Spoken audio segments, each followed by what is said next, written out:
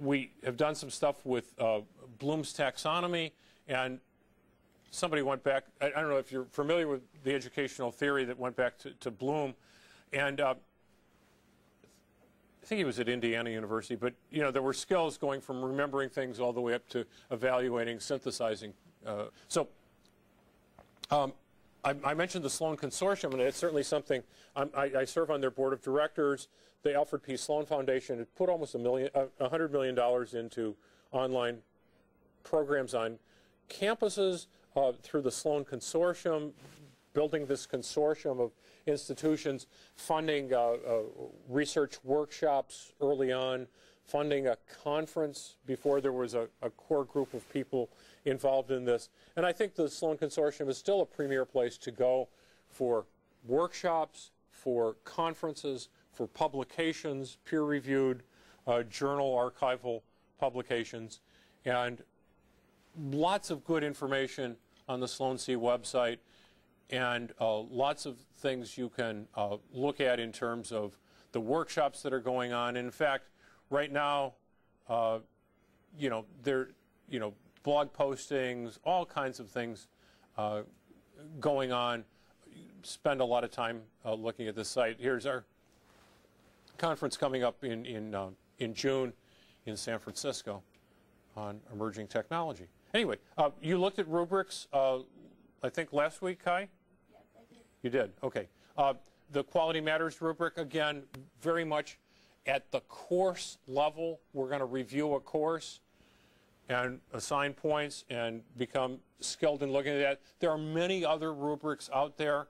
The Cal State Chico rubric is one that a lot of people use, and they've been real involved in the exemplary course project with WebCT, but lots and lots of things where you can evaluate at the course level. And I think that's a good thing, when you are sitting down to start the course, when you're halfway done creating the course, when you finally created it, after you've offered it a semester, what can I go back and add now? Because I don't think you can hit all these things the first time through.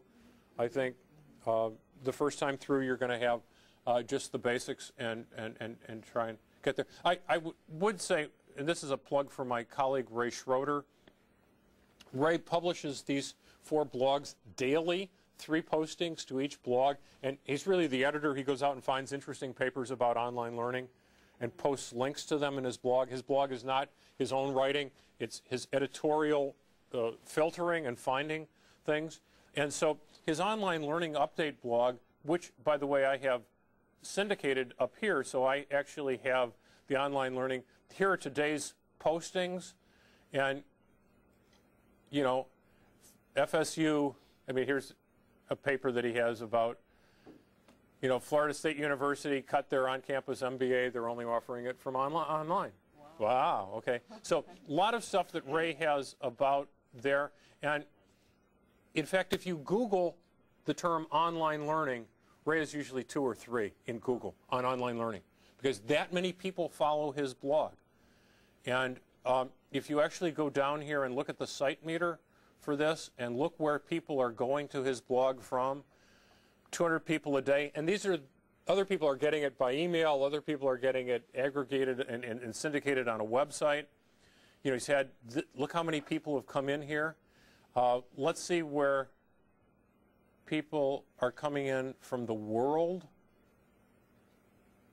And so here, it's basically, looks like, well, let's get the most recent 50 visits. A few people in Europe, people in the Middle East. If maybe the time zone is wrong, so now we see the whole world as we start seeing the clock being right. If we look where people are coming in by details, NIU, that's me. Look, somebody else has been in since me, right? Because I'm number 2 there. Here we have, people coming in, USMC, Mill. I don't know where some of these places map to. Cal State University, East Bay, Fairfax, Virginia. People are, it looks like these are mostly all U.S. right now. Somebody from Oregon. Usually you see people coming in from India and wherever. It's really quite international to see what he has. So how do you stay current? I mean, so this all got here from, let me go back. I got here because I was talking about blogs and how you stay current. I don't want to get you. So how do we keep current with these things? We look at what other people are doing. So people like Ray are finding the best things about educational technologies. An interesting one he has now is new realities in higher ed. It's because of the recession. How is that impacting universities that are canceling programs, that are shutting down enrollments, and so on? So he's actually started following this. And again, a free blog. Here you recognize that this is in Blogspot. You know, we like to create blogs in Blogspot because it's free and publish them there. And so he started following this as a service to the community. And you know, here he is in little Riverton, Illinois, outside of Springfield, with this international following of people watching what he thinks about, what he finds.